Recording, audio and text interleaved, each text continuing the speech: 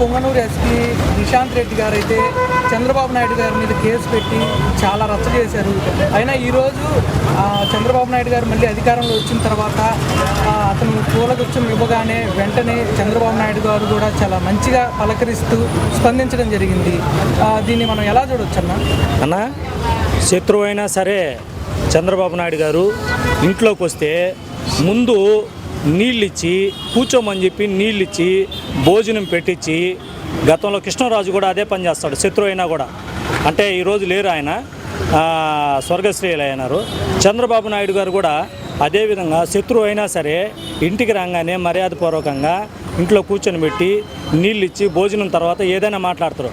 అదే మనస్తత్వం మన చంద్రబాబు నాయుడు గారిది కూడా అదే మనస్తత్వం. శత్రువు అయినా సరే ప్రేమించడమే ఆయనకి తెలిసింది.